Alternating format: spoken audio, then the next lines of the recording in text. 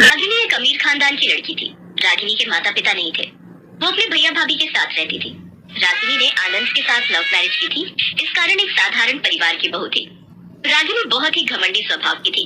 भले ही शादी के बाद उसके पास इतने पैसे नहीं थे, फिर भी उसके शौक अभी भी अमीर थे। हर समय सहेलियों के साथ घूमना फिरना, उन्हें घर पर बुलाना, खाना पीना, यही उसकी आदत थी। Okay bye. अच्छा सुनो, बाजार में कोई नए कपड़ों की सेल लगे तो मुझे फोन करना मत भूलना। रागिनी बहू, तुमने आज फिर अपनी सहेलियों को चाय नाश्ते पर बुला लिया। रोजाना इतना खर्चा करना अच्छी बात नहीं है। बस मेरी सहेलियां गई नहीं कि आपके लेक्चर शुरू हो गए। मैंने आपको कितनी बार कहा है माँ जी, अपनी गरीबी का रोना मेरे आगे मत रोया करो। मैं एक अमीर खानदान से आई हूँ और मुझे इस तरह की चीजें पसंद है। ये सब सहेलियों का आना जाना, शॉपिंग पर खर्च करना, ये सब मेरे लिए आम बात है। इसलिए आप अपने काम से काम रखो। मेरी लाइफ में दखलंदाजी करने की कोशिश भी मत कीजिएगा। हेलो, हाँ भाभी, अच्छा ठीक है, कोई बात नहीं भाभी, मैं शाम को फ्री हूँ। हाँ हाँ, आप चिंता मत करो। आप मुझे साड़ी की फोटो भेज दो, मैं सेम कलर की फॉल लेते आऊंगी। हाँ ठीक है। अरे कोई बात नहीं भाभी, अब ननद अपनी भाभी के काम नहीं आएगी तो और कौन आएगा। रागिनी की भाभी उसे बार बार कोई ना कोई काम पकड़ा देती थी और रागिनी अपनी भाभी का कोई भी काम मना नहीं करती थी। ये लो भाभी, मैं आपकी साड़ी की फॉल भी ले आई हूँ और कुछ फ्रूट और वेजिटेबल जो भी आपने कहा था वो सब ले आई हूँ। अरे क्या हुआ, आज आप खुद काम कर रही हो? मेड नहीं आई क्या आज? नहीं, आज उसकी बेटी बीमार थी इसलिए छुट्टी कर गई है और रामदीन भी गाँव गया हुआ है। इस वजह से सारे घर का काम मुझे ही करना पड़ रहा है। अरे भाभी, आपने मुझे पहले क्यों नहीं बताया? हटो, आप आराम से बैठो, मैं सारा काम निपटा लूंगी। आप मुन्ना की देखभाल करो। रागिनी सारे घर का काम करके खाना बना देती है। रागिनी, मुझे तुम्हारा कितना सुख है। तुम्हारी शहर में शादी ना हुई होती तो मुझे कितनी परेशानी होती। वो तो है भाभी, मुझे भी तो आप लोगों का कितना सुख है। अच्छा मैं चलती हूँ, आज मेरी फ्रेंड्स ने मुझे मार्केट आने के लिए बोला है। बहुत बढ़िया साड़ियों की सेल लगी है। आप भी चलो तो साथ में ही शॉपिंग कर लेंगे भाभी। नहीं नहीं, अभी तो मुन्ना को सुलाने का टाइम हो रहा है और बाकी सामान तो मैंने तुमसे मंगवा ही लिया है। फिर किसी दिन चलते हैं। रागिनी अपनी सहेलियों के साथ बाजार चली जाती है। उसे आने में रात हो जाती है। उसके हाथ शॉपिंग बैग से भरे हुए थे। क्या बात है रागिनी, तुम दोपहर के घर से निकली हुई हो और अब आ रही हो? अच्छा, मैंने तुम्हारे बैंक अकाउंट में एक नंबर से 5,000 रुपए ट्रांसफर करवाए थे, वो मुझे भेज दो, मैं ऑनलाइन बिजली का बिल भर देता हूँ। कल आखिरी डेट है बिजली के बिल की। मैंने तो उन पैसों की आज शॉपिंग कर ली। बहुत दिनों से कुछ खरीदा ही नहीं था तो सोचा आज अच्छी अच्छी साड़ियां ही खरीद लेती हूँ। रागिनी, तुमने उन पैसों से शॉपिंग कर ली? तुम्हें पता भी है वो पैसे मैंने बिजली के बिल के लिए रखे हुए थे। खैर छोड़ो, तुम्हें कुछ भी कहने का कोई फायदा नहीं है। सिर्फ 5,000 रुपए की तो बात है, मैं भैया को फोन पर बोल दूंगी, वो तुम्हें दे देंगे। कोई जरूरत नहीं है भैया को बोलने की। अब तुमने खर्च कर ही दिए तो कोई फायदा नहीं है। मैं देखता हूँ, कहीं से इंतजाम करता हूँ मैं। रागिनी बहू, अभी भी समय है, संभल जाओ। कहीं ऐसा ना हो कि ज्यादा खर्च करने के चक्कर में तुम बाद में पछताओ। मुझे कोई पछताना नहीं पड़ेगा माँ जी, मैं बहुत पैसे वाले खानदान की हूँ। मेरे भैया भाभी को बस एक फोन घुमाने की देर होती है, मेरे भैया फौरन मेरे अकाउंट में पैसे ट्रांसफर कर देते हैं। वो तो मुझे आनंद ने रोक दिया, वरना वो अभी के अभी मेरे अकाउंट में पैसे भेज देते। रागिनी किसी की भी कोई बात नहीं सुनती थी। कुछ दिनों से रागिनी को पैसों की परेशानी हो रही थी, इसलिए उसने अपनी एक सहेली महिमा से पैसे उधार लेने शुरू कर दिए। उसे लगता था कि वो कुछ दिनों में लौटा देगी। हेलो, हाँ महिमा, यार सुन, जिस नेकलेस का तूने मुझे फोटो और लिंक भेजा है ना, वो मुझे बहुत पसंद आ रहा है, पर यार मेरे अकाउंट में तो पैसे नहीं है। सुन, तेरे अकाउंट में पैसे हैं तो मुझे उधार दे दे, मैं तुझे थोड़े दिनों में लौटा दूंगी। तुझे तो पता ही है ना, भैया आउट ऑफ इंडिया गए हुए हैं तो वो कुछ दिनों बाद लौट आएंगे। मैं उनसे लेकर दे दूंगी तुझे, पर मैं नहीं चाहती कि नेकलेस मेरे हाथ से जाए। हाँ हाँ, मेरे पास तो अकाउंट में है। अरे मैं तुझे जानती हूँ, तू कोई छोटे खानदान की थोड़ी है। तेरे भैया शहर के जाने माने रिच पर्सन है, इतनी बात बोलने की कोई जरूरत ही नहीं है। देख, तेरे अकाउंट में 50,000 रुपए आ गए होंगे। हाँ आ गए, थैंक यू सो मच। चलो मैं जल्दी से ऑर्डर कर देती हूँ, फिर ये बढ़िया नेकलेस मेरा होगा। वैसे बात सुन, जो अर्चना ने ये साइट तुझे भेजी है ठीक है ना? क्योंकि पहली बार मैं इस साइट से मंगवा रही हूँ। देख रागिनी, इस बारे में तो मैं नहीं जानती, मैंने तो तुझे मैसेज फॉरवर्ड कर दिया था। अब जिसको लेना है वो ले ले, और तूने मुझसे पैसे मांगे वो मैंने तुझे भेज दिए। मैंने एक रिंग पसंद की है, देखती हूँ, अगर हुआ तो ऑर्डर कर दूंगी, बाकी तू देख ले। तुझे ऑर्डर करना है तो कर ले, क्योंकि मेरे ख्याल से ये नेकलेस के 2 ही पीस रह गए, बाकी सब बिक चुके हैं। अच्छा चल ठीक है, फिर मैं जल्दी से पहले ऑर्डर कर दूं, फिर तेरे से बात करती हूँ। Okay bye. रागिनी वो नेकलेस ऑर्डर कर देती है। कुछ दिनों बाद रागिनी का नेकलेस आना था, पर वेबसाइट खुल ही नहीं रही थी। अरे महिमा, तुमने जो लिंक भेजा था ज्वेलरी वाला, मैंने उससे वो नेकलेस ऑर्डर किया था। कल की डिलीवरी लिखी थी, पर अभी मैं वो साइट खोलकर देख रही हूँ तो वो साइट खुल ही नहीं रही। तुमने रिंग भी ऑर्डर की थी ना, देखना तुम्हारे में लिंक खुल रहा है क्या? अरे रिंग मैं ऑर्डर करने वाली थी, पर उस समय मैं किसी काम में बिजी हो गई। फिर देखा तो कोई ऑलरेडी खरीद चुका था, इसलिए मैंने नहीं की। पर तू रुक, मैं देखती हूँ। महिमा देखती है कि वो लिंक नहीं खुल रहा। रागिनी को पता चलता है कि वो साइट एक स्कैम था। वो साइट बंद हो चुकी है और उस पर जिसने भी ऑर्डर किया था सबके पैसे डूब चुके हैं। चल अब कर ही क्या सकते हैं। सुन, तो वो मेरे 50,000 रुपए कब तक दे देगी? मुझे ना जरूरत है। हाँ हाँ, मैं आज ही भैया को फोन करती हूँ, नहीं तो मैं भाभी से लेकर तुझे दे दूंगी। रागिनी अपने भैया को फोन करती है, पर अभी तक उसके भैया विदेश से वापस नहीं लौटे थे और ना ही उनका फोन लग रहा था। रागिनी अपनी भाभी से बात करने घर जाती है। रागिनी, तुम्हारे भैया अभी सो रहे होंगे, वहाँ रात है अभी, और वैसे भी मॉर्निंग में उनकी मीटिंग है, बहुत इंपॉर्टेंट है। उन्होंने मुझे पहले ही बोल दिया था कि मैं उन्हें कल रात तक बिल्कुल भी परेशान ना करूँ। पर तुम्हें ऐसे साइट से मंगवाने की जरूरत ही क्या थी? तुम जानती हो कि तुम अब पैसे वाले घर की नहीं हो, अब तुम एक गरीब परिवार की बहू बन चुकी हो, तो तुम्हें अपना थोड़ा घमंड छोड़ना चाहिए। हम भी कब तक तुम्हारे लिए करते रहेंगे? देखो, ये सब खर्चे तुम कर तो लेती हो, पर बार बार तुम्हारा हमसे पैसे मांगना, कहीं ना कहीं तुम्हारे भैया कुछ नहीं कहेंगे पर मुझे ठीक नहीं लगता। और 50,000 कोई छोटी रकम नहीं होती है। अब मैं कुछ नहीं कर सकती क्योंकि मेरे पास इतने पैसे नहीं है जो मैं तुम्हें दे सकूं। सॉरी।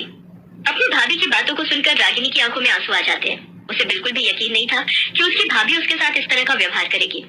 जिस भाभी से वो सारे काम करने चली जाती थी, आज वही भाभी उसकी मुसीबत में सहायता नहीं कर रही थी। कहीं ना कहीं गलती रागिनी की थी। उसे अपने आप पर घमंड था कि उसके भैया भाभी पैसे वाले हैं, इसलिए हमेशा उसकी मदद करेंगे। रागिनी घर लौट आती है और अपने कमरे में जाकर फूट फूट कर रोने लगती है। रागिनी मन ही मन खुद से बातें कर रही थी। उसकी सारी बातें उसकी सास सुन लेती है। अगर मैंने अपनी ये सोने की चेन बेच दी तो आनंद मुझसे बहुत सवाल करेंगे। मैं क्या करूं, मुझे कुछ समझ में नहीं आ रहा। रागिनी बहू, तुम्हें अपने जेवर बेचने की कोई जरूरत नहीं, किसी को कुछ पता नहीं चलेगा। माँ जी हाँ बहू, मैंने सब सुन लिया है, तुम्हें परेशान होने की कोई जरूरत नहीं है। ये लो मेरी सोने की चूड़ियां, आराम से 50,000 की तो बिकी जाएंगी। तुम इन्हें बेचकर चुपचाप अपनी फ्रेंड के पैसे लौटा दो। इस बारे में आनंद को कुछ पता नहीं चलेगा। सॉरी माँ जी, मुझे माफ कर दीजिए, मुझसे बहुत बड़ी भूल हो गई। मैं घमंड में आकर उधार तक मांगने लगी। मुझे लगता था मैं एक अमीर खानदान की लड़की हूँ, इसलिए जब चाहे मैं अपने भैया भाभी से पैसे मांग सकती हूँ, पर नहीं, मैं गलत थी। मुझे आपके और आनंद की बातों को मानना चाहिए था, समझना चाहिए था। आई एम सॉरी माँ जी, आप बहुत अच्छे हो, थैंक यू सो मच। मेरे पास इतनी अच्छी माँ थी और मैं अपनी सास को माँ कभी समझ ही नहीं पाई। मैं प्रॉमिस करती हूँ माँ जी, मैं अब कभी भी अपने ऊपर घमंड नहीं करूंगी और ना ही ऐसी गलती। रागिनी अपनी सास से माफी मांगकर चूड़ियों के पैसों से महिमा का उधार लौटा देती है। रागिनी अब कभी भी अपने भैया भाभी से पैसे नहीं मांगती थी। साथ ही अब वो अपने मायके भी बहुत कम जाती थी ताकि मायके में उसके ससुराल की इज्जत बनी रहे। उस दिन से रागिनी ने घमंड करना छोड़ दिया। अब उसने अपनी सहेलियों के साथ फालतू घूमना फिरना भी छोड़ दिया था। वो अब अपनी सास और अपने पति के साथ बहुत प्यार से रहने लगी। वर्षा बहू नजर नहीं आ रही, सुबह से गायब है। तुम्हें पता तो है माँ, वर्षा सुबह बाजार के लिए निकल जाए तो शाम से पहले लौटती नहीं है। आ तो गई हूँ, वो मेरी सहेली ने बताया था सस्ती साड़ियों की सेल लगी हुई है। वो 2 साड़ी फालतू खरीद लाई तो मुझे बोली कि तू रख ले। मैं उसी के घर चली गई थी। इतनी साड़ियाँ पहले रखी हुई हैं, वो कहाँ संभालोगी बहू? माँ जी, मुफ्त में कोई चीज मिले तो लेने में हर्ज क्या है? बहन जी, कपड़े धोने का सर्फ लोगी? अगर 5 पैकेट लोगी तो ये बाल्टी मुफ्त में मिलेगी। 5 पैकेट के साथ एक बाल्टी मुफ्त? माँ जी खरीद लेते हैं, मेरे बाथरूम की बाल्टी टूट गई है, ये मुफ्त में मिल जाएगी, वो भी 200 रुपए के 5 सर्फ के पैकेट। वर्षा पहले सर्फ देख तो ले इस्तेमाल में कैसा है, पता चले बेकार हो। माता जी, सुबह से बहुत पैकेट बेच चुके हैं, लेना है तो लो, नहीं तो हमें और भी जगह बेचने जाना है। माँ जी, मुझे बाल्टी की जरूरत है, ये लो 200 रुपए, लाओ सर्फ इधर दो, कपड़े तो धोने ही है, अभी इस नई बाल्टी में ही डुबो देती हूँ। अरे, ये सर्फ में झाग क्यों नहीं बन रहा? ये क्या?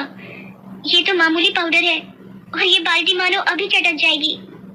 और करो लालच। ये कहानी है वर्षा की, जो अपने पति विनोद और सास ससुर के साथ जबलपुर में रहती थी। वर्षा का 3 साल का एक बेटा भी था जिसका नाम वंश था। वर्षा स्वभाव से बहुत लालची थी। मुफ्त में कुछ भी मिल जाए बस, उसकी इस आदत से घर के सभी लोग परेशान थे। एक दिन, विनोद ये देखना, मेरी सहेली ने मुझे मोतियों की ये माला दी है, कैसी लग रही है? वो पहनती नहीं थी, मैंने कहा मुझे दे दे। अच्छी है, पर ऐसे हर बार तुम किसी न किसी सहेली के घर जाती हो और कोई ना कोई चीज लेकर आती हो, अच्छा नहीं लगता। विनोद, तुम खुद तो कभी कुछ लाकर देते नहीं हो और मेरी सहेलियां दें तो तुम्हें बुरा लगता है। विनोद, इसे कुछ भी कहना बेकार है। माँ जी, एक तो वैसे ही शादी के बाद इस घर में मुझे कोई सुख नहीं मिला, ऊपर से आप मुझे ही सुना रहे हो। अरे अब बस भी करो, तुम लोगों की सारा दिन चिक चिक सुनकर मोहल्ले वाले भी कहते हैं कोई भिंडी बाजार है हमारा घर। वंश आओ, तुम्हें तैयार कर दूं, बर्थडे में जाने का समय हो रहा है। अब आज किसका जन्मदिन है जो दोनों माँ बेटे तैयार होकर जा रहे हो? दादी, मेरे दोस्त दीपक का बर्थडे है, वो बहुत बड़े फार्म हाउस में पार्टी दे रहा है, इसलिए मम्मी पापा दोनों को ले जा रहा हूँ। ये सफेद कमीज और कोट पहन लेना जी, तुम्हारे लिए कल स्पेशल खरीद कर लाई थी। इतने पैसे वाले लोगों के बीच कुछ तो ढंग के देखो। वर्षा विनोद और वंश के साथ बर्थडे पार्टी में पहुंचती है। वहाँ पर उसे उसकी सहेली मीनल मिल जाती है। अरे वर्षा, और बता कैसी है? कोई बड़े दिनों बाद मिलना हुआ। ये तो तूने वही साड़ी पहनी है ना जो मैंने तुझे सस्ते दामों पर बेच दी थी? यहाँ तो चुप हो जा मीनल, वो तो काफी पुरानी बात हो गई, किसी ने सुन लिया तो। वर्षा जरा इधर आना। देखा, मैं तभी बोल रहा था, जो लालच में आकर बिना सोचे समझे कुछ भी खरीदती रहती हो। मम्मी, मुझे भी इस साल अपना बर्थडे ऐसे ही फार्म हाउस पर मनाना है। इतनी धूमधाम से जन्मदिन मनाना बेटे तेरे पापा के बस की बात नहीं है, भूल जा। किसी बड़े खानदान में पैदा हो जाता तो शायद ऐसा धूमधाम वाला जन्मदिन मना पाता। चलो, काफी देर हो गई है, ऑटो भी नहीं मिलेगा। क्या हुआ वंश बेटा, दीपक के साथ कुछ देर और खेल लो। बस सर, ऑटो मिल जाए तो टाइम से घर पहुंच जाएंगे। इसमें चिंता की क्या बात है? मैं अभी ड्राइवर को बोलता हूँ, वो आप लोगों को छोड़ आएगा। अरे नहीं सर, आप परेशान। वो हमारी गाड़ी ठीक होने गई है, इसलिए हम कैब करके आए थे। अब हो नहीं रही तो ऑटो। विनोद, जब मिस्टर अरोड़ा इतना जोर दे रहे हैं तो चल लेते हैं। बड़ी गाड़ी में बैठने का अलग ही मजा है और ऑटो के पैसे भी बच जाएंगे। वर्षा विनोद को जबरदस्ती मिस्टर अरोड़ा की गाड़ी में चलने के लिए कहती है और मजबूरी वश विनोद को उसका कहना मानना पड़ता है। जब से वर्षा बड़ी गाड़ी में बैठकर आई थी तब से ना जाने रोजाना कौन से सपनों में खो जाती थी। ऐसे ही एक दिन, काश इतनी बड़ी गाड़ी हमारे पास भी होती तो उसमें सचमुच कितना मजा आता। आलीशान घर, बड़ी गाड़ी, दौलत, शोहरत, सब कुछ हो तो कितना मजा है जिंदगी जीने का। बेटी, दौलत शोहरत से खुशियाँ नहीं खरीदी जा सकती। आप कौन हो जो मुझे ये उपदेश दे रहे हो? और कौन कहता है पैसा सारी खुशियाँ नहीं देता? अगर मेरे पास भी पैसा हो तो मैं तो बस खुश रहूं। अच्छा, चलो एक काम करो, मैं तुम्हें नोट छापने की एक मशीन दूंगा और वो एक जादुई मशीन होगी जो रोजाना घर में से कोई भी एक चीज लेकर बदले में तुम्हें नोट देगी। लेकिन याद रखना, मशीन रोजाना नोट देती है, इसलिए एक दिन भी तुमने उस मशीन को कुछ नहीं दिया, फिर वो तुम पर हावी हो जाएगी। बाबा, मुझे तो रोजाना ही नोट चाहिए, मुझे इसमें कोई परेशानी नहीं है। बस आप मुझे जल्दी से वो नोट छापने की मशीन दे दो, फिर तो मेरी सारी परेशानियां दूर हो जाएंगी। साधु वर्षा को नोट छापने की मशीन दे जाता है। कौन था वर्षा? इतनी देर से दरवाजे पर क्यों खड़ी थी? ये देखो माँ जी, एक साधु बाबा मुझे ये नोट छापने की मशीन दे गए हैं। अब रोजाना ये मशीन किसी भी एक चीज के बदले नोट देगी। ये तो कहीं नहीं सुना, तो लग रहा है दिन में सपने देख रही है और जादू और चमत्कार की बातें कर रही है। माँ मैं सच कह रही हूँ, रुको मैं आपको इस मशीन में से नोट निकाल कर दिखाती हूँ। ये देखो, मैंने इसमें ये रुमाल डाला और अभी देखना नोट बाहर आएंगे। हाँ, ये तो कमाल हो गया वर्षा बहू, इस मशीन में तो नोट छपकर बाहर आ रहे हैं। सुनो जी, ये देखो, वर्षा बहू को एक साधु बाबा नोट छापने की मशीन। ये मशीन तो सच में नोट छाप रही है। बाबूजी, अब आप देखते जाओ, हम लोग कुछ ही दिनों में करोड़पति बन जाएंगे। नोट छापने की मशीन देखकर विनोद ना जाने किस चिंता में था। वो वर्षा से बोला, वर्षा, मुझे कुछ ठीक नहीं लग रहा है। इस तरह से मशीन में कोई चीज डालकर नोट निकालना गलत है। मुझे तो इसमें कोई राज छुपा दिखाई पड़ता है। ऐसा ना हो ये लालच तुम्हें ले डूबे और कहीं तुम्हें पछताना पड़े। अरे पछताऊंगी क्यों? जब रोजाना नोट हाथ में आएंगे तो फिर तो मानो रोज दिवाली। आओ माँ जी, आओ माँ जी, आज हम ढेर सारी शॉपिंग करने चलते हैं। मुझे कुछ चीजें दे दो ताकि मशीन में से नोट निकाल सकूं। मम्मी, मुझे भी ढेर सारे महंगे खिलौने खरीदने हैं। मेरे दोस्त दीपक के पास बहुत बढ़िया और महंगे खिलौने हैं। ठीक है, आज तुम जितने मर्जी खिलौने खरीद लेना, मेरे पास बहुत पैसे हैं जो कभी खत्म नहीं होंगे। इस तरह वर्षा ने पैसे आते ही घर का नक्शा बदल दिया। नया घर, गाड़ी, धन दौलत सब कुछ उसके पास आ गया। एक दिन, हेलो मीनल, मेरे बेटे वंश का हैप्पी बर्थडे है तो तुम्हें भी आना है। बहुत बड़े 5 स्टार होटल में पार्टी दे रही हूँ। ठीक है, बाय। वर्षा, ये क्या, तुम वंश के जन्मदिन की पार्टी दे रही हो? अरे आज जब हमारे पास पैसों की कोई कमी नहीं है तो हम अपने वंश का जन्मदिन बहुत धूमधाम से मना सकते हैं। वर्षा वंश के जन्मदिन की तैयारियां कर रही थी। अचानक, विनोद, तुमने वंश को देखा है? दिखाई नहीं दे रहा। अपने कमरे में होगा। इतने सारे वीडियो गेम, महंगे खिलौने तुमने लाकर दे दिए, अब तो उन्हीं में लगा रहता है। वर्षा, सुबह से वंश अपने कमरे में ही बैठा है। मैं वंश को बुलाकर लाता हूँ। वंश बेटा, वंश कहाँ हो? वंश कहाँ गया? मेरा मन घबरा रहा है।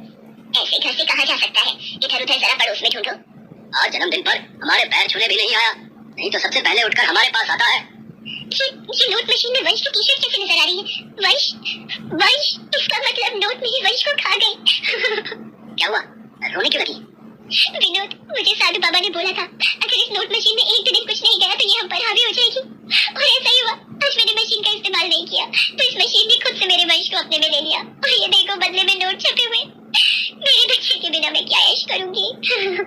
वर्षा रोने लगती है, पर नोट वाली मशीन वर्षा के पति विनोद, सास और ससुर तीनों को खींच लेती है और बदले में ढेर सारे नोट मशीन से बाहर आ जाते हैं। ये नहीं हो सकता, मैं अपने परिवार के बिना ये सब धन दौलत क्या करूंगी? मेरी असली दौलत तो मेरा परिवार है। साधु बाबा आप सही कह रहे थे, मुफ्त का धन खुशी नहीं देता, मेहनत से जितना भी कमाओ खुशी देता है। बाबा ये मशीन वापस ले लो, मुझे मेरे अपने दे दो, मैं कभी लालच नहीं करूंगी। नोट मशीन मेरे परिवार के लोगों को वापस करनी तो मैं तुझे तोड़ दूंगी। हे भगवान, इसके दिन में देखने वाले सपनों ने तो दिमाग खराब किया हुआ है, तभी नींद में सब कुछ ठीक रही है। वर्षा, ओ वर्षा, आज वंश का जन्मदिन है, उसके दोस्त आते ही होंगे। भटूरे का आटा तैयार कर दिया है, जाकर छोले बना ले। विनोद केक लेने गया हुआ है और तेरे बाबूजी वंश के साथ गुब्बारे फुलाने में लगे हुए हैं। ये सपना था, फिर अपने मेरे पास है। माँ जी इधर आना, आज आपको गले लगाने का मन हो रहा है। आज इतना लाइट क्यों दिखा रही है?